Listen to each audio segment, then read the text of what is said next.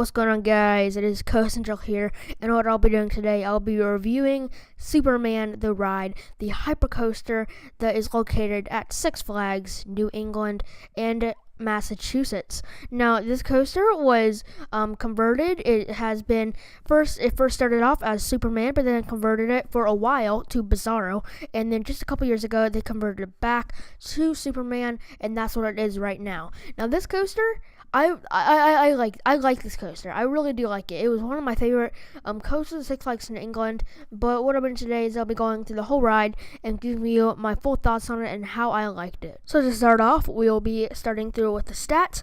Now this coaster, of course, is located at Six Flags New England. It is made by Intamin. It has 208 feet, making it a hypercoaster. It has 77 miles per hour. Has no aversions, of course, and it has a very long length of 5,400 feet. Now, those are some very good stats, especially for a hypercoaster, actually, which with the length being that long, it really is impressive for like a coaster like that. So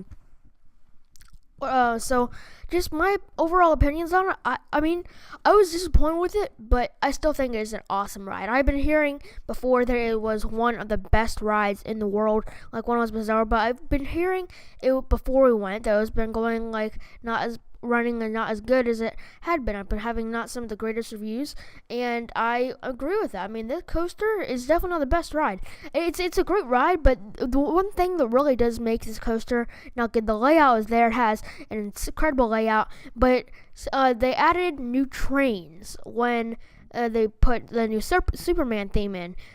They added new trains, and those trains are bad. Those restraints are horrible. The restraints they pushed down on you so hard.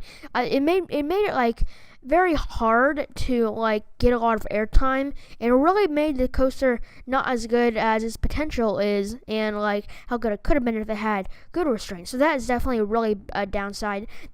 From my opinion, that really does make it not getting it like a really high score. It really doesn't make that, so it doesn't get that really high score, but it still is a great coaster. So what we're doing right now is I'll be going through the whole ride and giving you my thoughts on the whole thing when you go through the whole ride, leaving the station to hitting the brakes, and giving you my thoughts on every single element this ride goes through. Now, of course, to start off the ride, you'll be leaving the station. You go straight out and you'll go up the lift hill.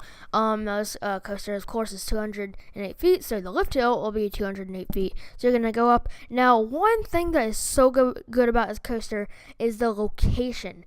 It is going up right against the river, and you get a great view at the very top. You get a view of the whole river on the side, and on the left side, and on the right side you see all of Six Flags New England. Now that is definitely one of the best views actually on any coaster, and since it's that high, you just get to see everything all around you. And like, so but then you're gonna go down this awesome drop. Now this one, I mean, like as always, like most, like on always, like the back seat is the best on drops, and it definitely is on this one. So you're going to be going down that drop, and it's going to be pretty steep, definitely not the steepest, but you're going to be going down, but then you're going to go at the very bottom. You're going to go through this whole billboard of Superman flying over. You're just going to go down through the tunnel. They're going to have lights in there, and then you're going to go up through the first major Airtime Hill of the whole ride. It is massive, and you're going over it really fast, so you get some flow ejector airtime, and it really is some great airtime. But I mean, like, since the restraints are like just really bad, and they just hurt your thighs, so the airtime won't be as strong as you might think. But then you'll be going through that Airtime Hill, but then you're gonna go through like, so you'll be going through this big bank, but like, so like this whole ride, basically there's two sections to it. You're gonna have like the hypercoaster part, which is an out and back layout with nice Airtime Hills, but then near the end you're gonna be having like a whole spaghetti bowl section where you're gonna be going through a ton of little pops of ejector airtime and twisting around. But then now you're going to the very back of that out and back section, which is a big bank turn, very solid element. But then you're gonna go down, go bank around, and go through these miniature buildings.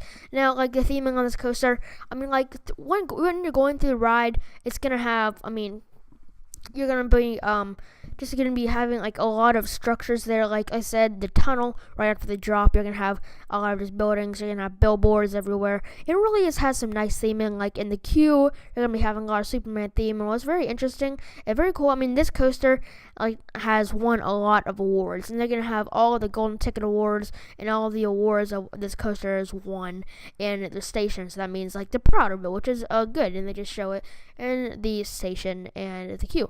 So then you're going down. You're gonna go through the billboard, and then you're gonna go up a little tiny hill, but then you're gonna go through 2 Airtime Hills in a row. Very solid Airtime Hills, but right in between those, you're gonna be getting your picture. But then we're going through, and then you're gonna go through this really cool mist structure. You're gonna be going through the Superman logo right through the mist, and that's where you can get a good photo opportunity if you're exiting the ride. But then you're gonna go through a very twist in the air, and then you're gonna go through a massive helix, which is very solid element. You like near the spaghetti bowl section, which you just went through, you're gonna be getting a lot of intense moments, and that really makes the coaster a really good ride. In the spaghetti bowl section, making a really good ride. But then you're gonna bank up and go back down. You're gonna twist in the air and go back down, and then you're gonna go through another helix, which is more close to the ground. You're gonna be getting some more intense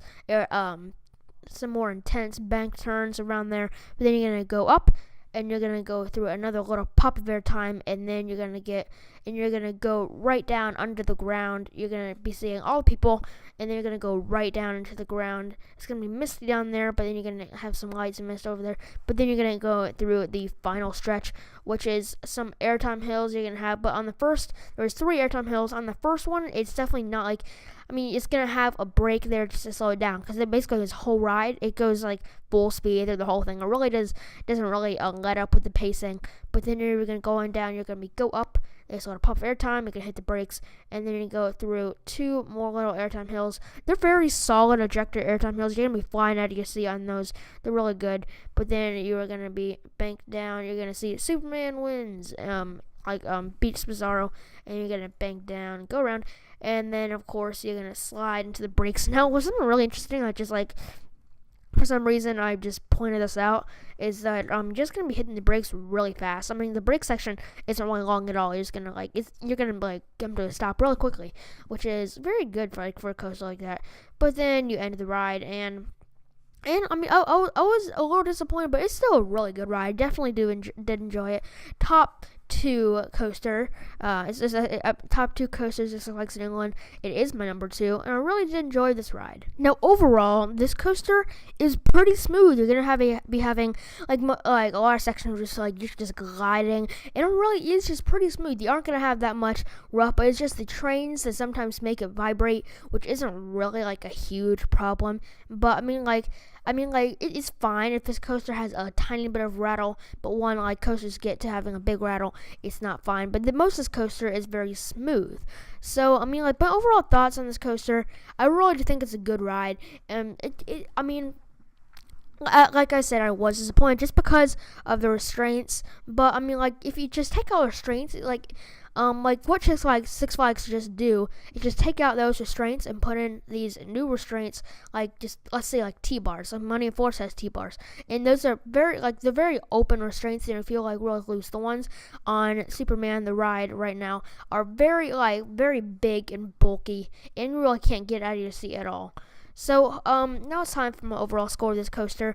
I'm going to give it not a perfect score. If it didn't have the bad restraints, it would get a perfect score, most likely. But I'm going to be giving this coaster a 9 out of 10. This is a very solid coaster. It's a crowd pleaser, and definitely go check this ride out.